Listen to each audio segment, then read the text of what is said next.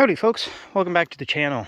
You guys met the brick nose F-250 with the 7.3 IDI in the last video, or maybe not the last video. I don't know what order I'm gonna make these in, but today we're gonna try and make this thing run for squat. As you guys heard in the last video, it sounded like it wasn't really hitting on 2 or 3 cylinders at idle, and it's got a weird kind of stutter to it, and that might be fouled up injectors, or that could be air in the system. So what we're going to do today is start this thing. I'm going to let it idle and warm up. It's not warm out. This thing's been plugged in for probably an hour and a half. So we'll go ahead and fire this thing up. I'll let it warm up, and then we will see what I can do about making it run somewhat better.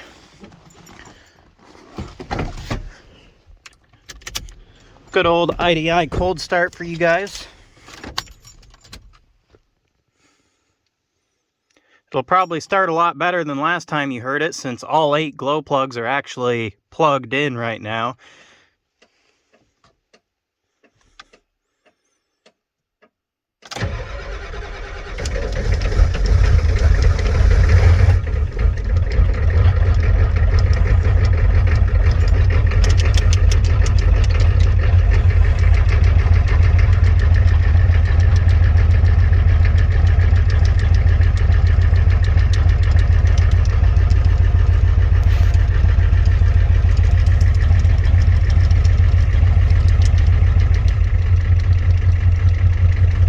I'm gonna find myself a high idle stick so this thing can idle up a little bit here.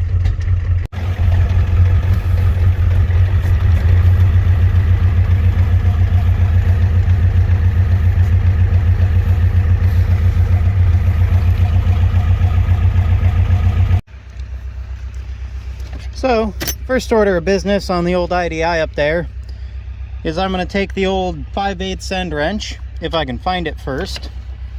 And I'm going to go through and crack open every injector line for just a few moments. And if there's any air trapped in between the very end of the injector line and the injector, or anywhere in there basically, that'll let any of that air out. And of course, when your engine's trying to run, the fuel is a solid essentially. I know it's a liquid, but you know, the fuel cannot be compressed. So that's how the injection pump pushes the fuel through. But if it goes to push the fuel through, air can be compressed. So when it goes to push the fuel through, it'll just squeeze the air, and it won't let as much or enough fuel through for the engine to run efficiently. And that's what happens when you have air in the lines. So that's exactly what I'm going to attempt to resolve, if I can find my 5/8 end wrench first. Oh, there we go. Perfect.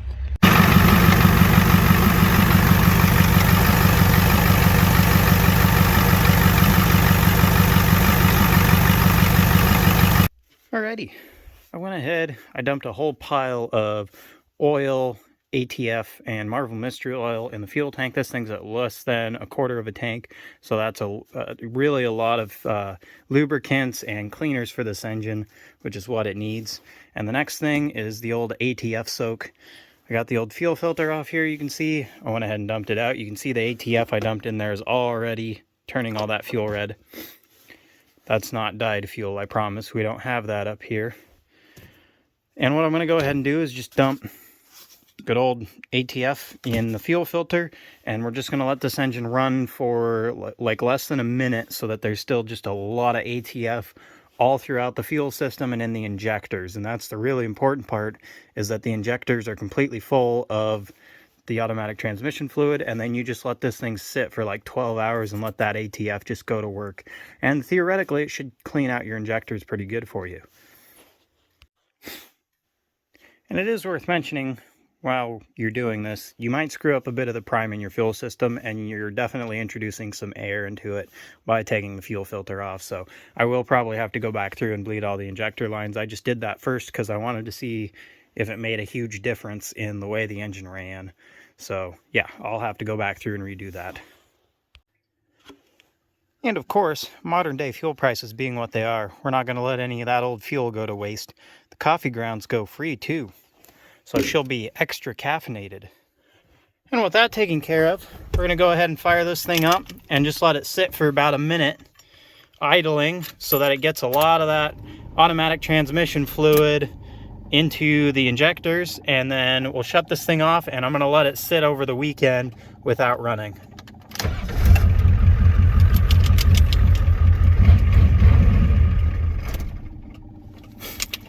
And that would be the air that we just introduced into the fuel system.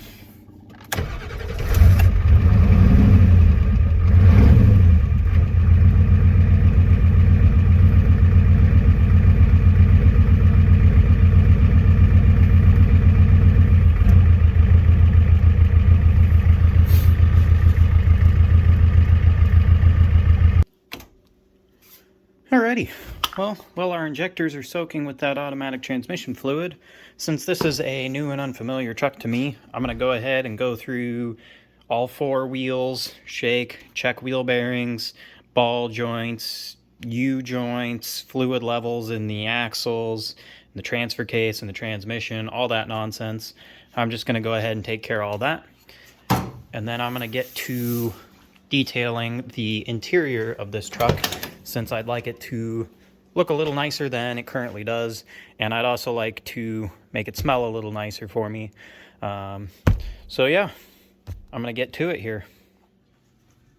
Alrighty, well, here's what I've been working on for the past few hours.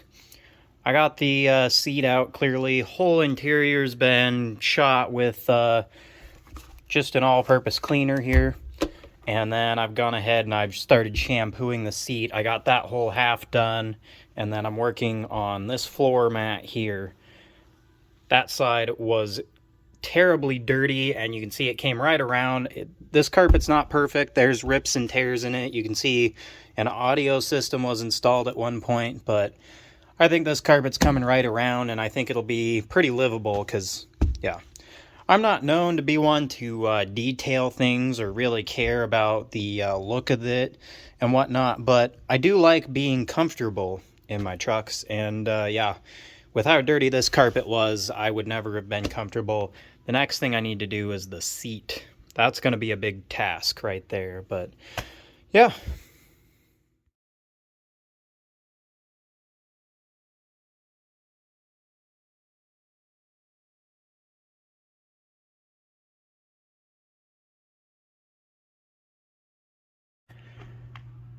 Alrighty, I'm taking a break from the interior there. I think I got the carpet pretty well clean, and now I'm just, well, procrastinating on cleaning the seat. I really don't want to. I might actually just swap it out with another seat that I have, but what I'm doing right now is having a look at the locking hub. When I bought this thing, of course, I was told that this side, the passenger side locking hub, blew out on this thing, and this guy didn't do anything about it. He just unlocked the hubs and drove around in 2-wheel drive, and, well, he struggled because, well, when there's ice on the ground, you struggle without 4-wheel drive. So I got the old locking hub out. This is it. And I don't know exactly what went wrong, other than we're going to wait a second for the furnace to do its thing. Alrighty, now that the furnace is done making a racket, so I don't know exactly what went wrong with this old locking hub, other than you could see that red right there is what's left of the dial you turn. But fortunately, I actually had another set of these Dana 44 locking hubs with this style face on them. I pulled these off a half-ton Dodge pickup. Funny story, I saw that pickup there. It was out at a shooting range. It was all shot up, looked like it had caught on fire, doors were gone, bed was gone. I don't know. Anyhow, I saw the locking hubs were still on it, and I said, I could use those because I've got a bunch of stuff kicking around with Dana 44s in them. And, well, looky here, they actually seem to fit and work. Surprisingly, the spline counts are the same between this TTB Dana 44 and that. Funny story, this is a Dana 44 outer on this axle. When I bought this thing, I actually suspected it was going to be the Dana 50, and the locking hubs on the TTB Dana 50 are Dana 60 locking hubs. The outers are the same as any Dana 60 axle, so Anyways, long story short, this is actually the little axle, the light duty one, with Dana 44 outers. So yeah, I actually had a set of locking hubs kicking around for this thing, and they actually fit. Everything works. That face will go right in there. So yeah, I'm gonna get all the snap rings and whatnot in this thing and get it all set up, and then I'm gonna go swap the other side so that they have matching locking hub outers. Alrighty, well, we've got one and two. And I actually went ahead, jacked this thing up, had the tires up in the air, and I spun them to make sure that these hubs actually do lock. Because, like I said, I wasn't too sure exactly if they would work, and no, looks like they'll work perfect. And I do like the metal face dial over the plastic dial. I like my old Ford hubs, but these are just kind of not as good looking as these metal face dials. So yeah, that's taken care of. This thing's actually four-wheel drive, so I can actually rip it up and down the road here. When I had this thing up in the air, I shook the tires, you know, in and out to see if there was any play in the ball joints, and there's a horrendous amount of play in the ball joints. Surprise, surprise, a clapped old pickup needs ball joints. You might be able to deduce that from the funky tire wear, actually, but oh well. And in here, I've got this thing about as good as I think I'm going to get it. If you guys saw before, this was like completely black over here. So, I mean, yeah, there's still some discoloration on the carpet, but, I mean, it's pretty decent now. So, that side was a lot harder to get, and I really can't get under the gas pedal. That kind of bothers me, but just kind of the way she goes. I threw a couple self-tappers in this shifter boot. It's kind of a disaster, and I definitely should get a new one. The transfer case boot's a little messed up too, but oh well. You can see I already got rid of that stupid pistol grip shifter, so we're just going with no shift knob until the new one shows up. And then I was going to clean up the seat and then just slap a seat cover on it. But that big tear, and then that's all chewed away, the foam right there. So I actually think I'm going to do something different and use another seat that I actually have.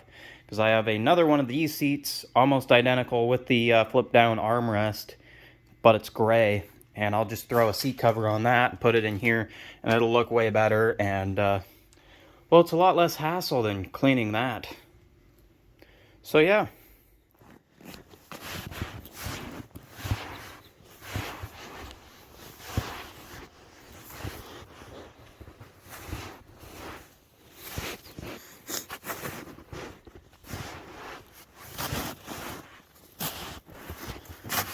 Oh yeah, that's the guy right there.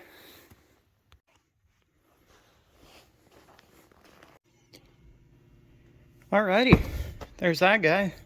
I just set it in here. It's not bolted down or anything. I wanted to make sure that it actually fit.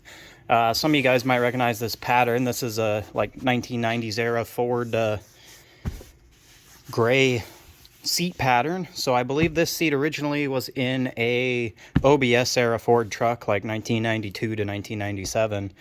I actually got this thing out of a 1984 F-350. It was definitely swapped into that later on. And this is, fancy enough, a power seat. Well, it's supposed to be a power seat. There's nothing to hook up the power in this truck, and there wasn't in the last truck, but thankfully you can still manually adjust it. So yeah, I'm going to let this thing dry up. You can see it's still got snow on it. I would have left it on the floor to dry, but I'm kind of running out of space with that other seat there. So yeah. Nice bench seat, armrest. You can see it's got a cigarette burn on it, but otherwise this seat's in really nice shape. I think I'll go ahead and shampoo this seat, and then I'll get a whole seat cover for this thing in red so it matches everything else in the cab here, because I think that would look pretty sweet. And then I think I'll have this interior pretty well detailed out.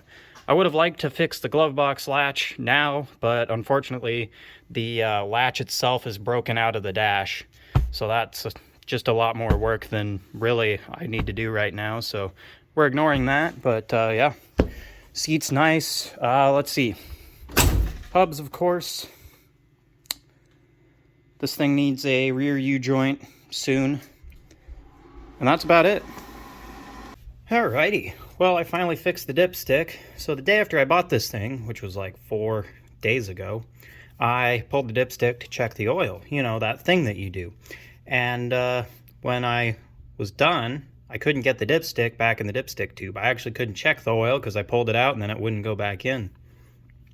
So I thought that was weird and figured that the dipstick tube was loose on this bracket, so I figured when I pulled the dipstick out, I pulled it out of the side of the oil pan, or actually the side of the engine block on this, and then, you know, that's what messed it up. So I just pulled the starter down there so that I could get at the dipstick tube where it goes into the block, and found that I ran the part numbers on the dipsticks actually, and this one was the one that was in here, and this is out of a 5.0.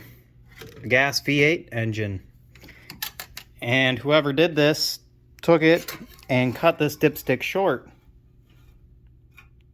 to make it work. So that's totally not the right dipstick for this engine. This dipstick tube is, but yeah, so this one came off that parts engine that's in the back, and I had to do a bunch of straightening on this tube and on the dipstick itself to make them work together. And then there's a little piece of gasket material in here to shim this. So it's nice, tight, good to go. We have a good dipstick that we can use to check the oil, because that's kind of important. Alrighty, and while I was at it, I went ahead and replaced this mesh screen with the one from the engine in the bed. These aren't necessary for engine operation by any means, but it does keep it so you can't throw washers and bolts down your intake by accident, which is awesome, because I'm known to do dumb things like that. So I went ahead and put a nice one on here. I always make sure these engines have them, especially when I've got the air cleaner off and I'm doing things, because it's way too easy to throw things down there, because that is a really big intake. Alrighty, so it's Monday night, and we started the injector soak on Friday night. So it's been 3 full days that those injectors have been soaking with automatic transmission fluid. And in that time, I filled the front diff, greased the whole suspension, everything that had a grease zerk got grease in it. Filled the rear diff with gear oil. We flushed out the transmission, and we beautified the interior on this old Ford. So now it's time to see if we actually made it run any better.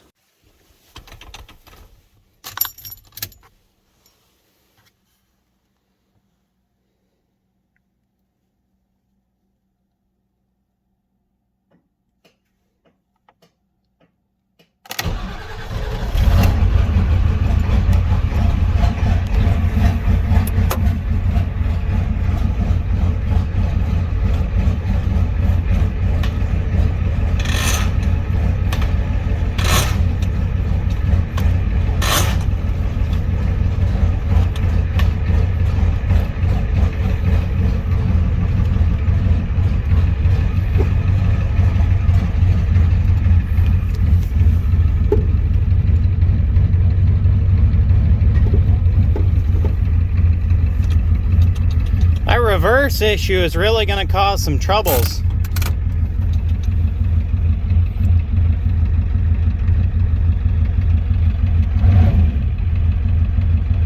It's got a rough idle, but it seems like it revs up a little better. We'll let this thing warm up for a minute. Alrighty, so story time. Backed this thing out last night and took it for a quick rip, and I didn't film any of it because it was snowing and these windshield wipers don't work, so I only wanted to deal with, you know, one disadvantage at a time, obviously. And what I found was that this thing ran, it actually idled a little smoother than it used to, so the soaking the injectors in automatic transmission fluid definitely helped out a little bit, but it still had kind of a weird lope, and it still missed at like 1200 RPM pretty bad. Smart. And so on a 6.9 or 7.3 IDI, to time the engine, you rotate the pump one way or the other. Of course, that changes when the pump sends a pulse of fuel to each injector. So what I found on this engine was that those two marks down there were aligned with one another when I started all this nonsense.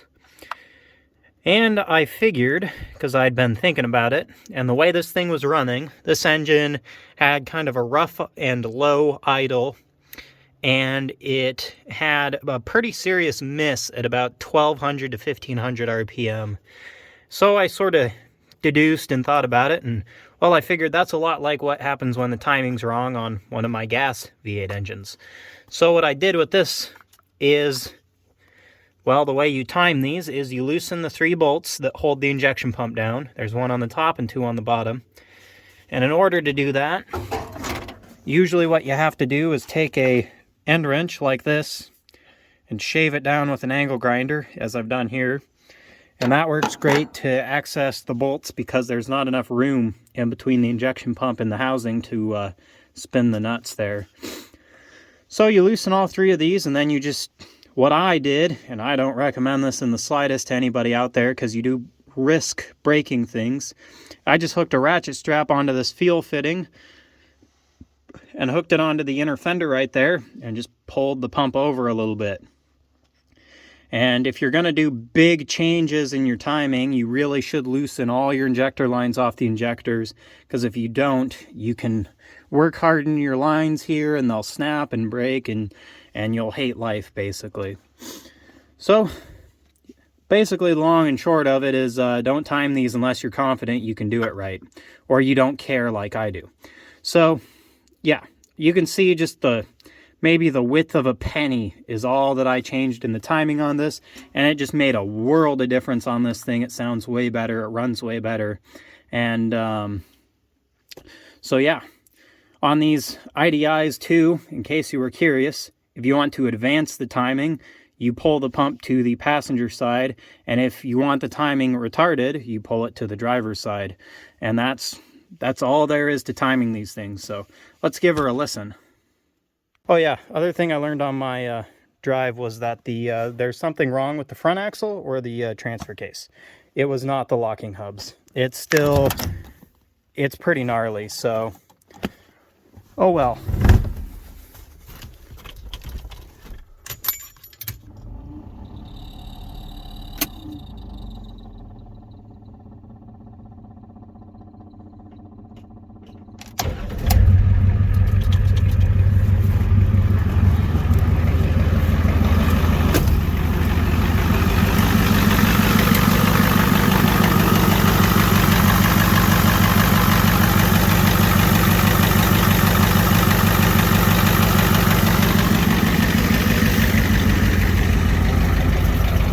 One of the real ways I can know that adjusting the timing really worked was that it's not smoking near as much as it was before. Before it was just a constant haze of smoke, and now it's pretty well cleared up.